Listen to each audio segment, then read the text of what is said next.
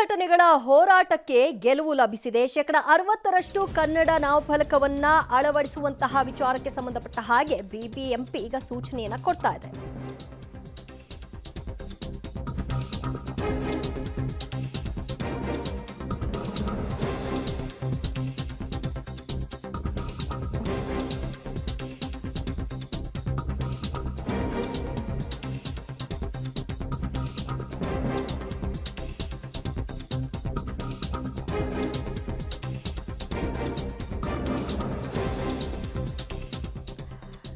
ಕನ್ನಡ ಸಂಘಟನೆಗಳ ಹೋರಾಟಕ್ಕೆ ಸಿಕ್ಕ ಗೆಲುವು ಅನ್ನಬಹುದು. 60% ನಾಮಫಲಕವನ್ನ ಕಡ್ಡಾಯವಾಗಿ ಅಳವಡಿಕೆ ಮಾಡಲೇಬೇಕು.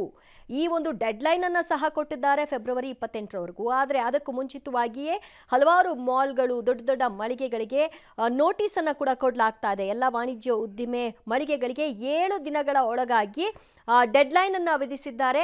ನಾಮಫಲಕವನ್ನ ಬದಲಾವಣೆಯನ್ನ ಮಾಡಿಕೊಳ್ಬೇಕು ಅಂತ, ಇಲ್ಲದಿದ್ರೆ ಪರವಾನಗಿಯನ್ನ ರದ್ದುಪಡಿಸುವಂತಹ ಎಚ್ಚರಿಕೆಯನ್ನು ಕೂಡ ಕೊಡಲಾಗಿದೆ.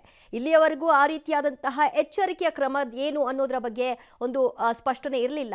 ಈಗ ನೀವೇನಾದರೂ ಹಾಕೊಳ್ಳದೆ ಉಡಾಫೆ ಮುಂದುವರಿಸ್ಕೊಳ್ತಾ ಹೋದ್ರೆ 60% ಕನ್ನಡ ನಾಮಫಲಕ ಯಾವ್ಯಾವ ಮಳಿಗೆಗಳಲ್ಲಿ ಇರೋಲ್ಲ ಅನ್ನೋದನ್ನ ನಾವು ಗಮನಿಸಿದ್ರೆ ಅಂತಹವರ ಪರವಾನಗಿಯನ್ನ, ಲೈಸೆನ್ಸ್ ಅನ್ನ ರದ್ದು ಮಾಡ್ತೀವಿ ಅನ್ನುವಂತಹ ಖಡಕ್ ಎಚ್ಚರಿಕೆಯನ್ನು ಸಹ ಈಗ ಬಿಬಿಎಂಪಿ ಕೊಟ್ಟಿದೆ. 7 ದಿನಗಳ ಡೆಡ್ಲೈನ್ ಸಹ ವಿಧಿಸಿದೆ.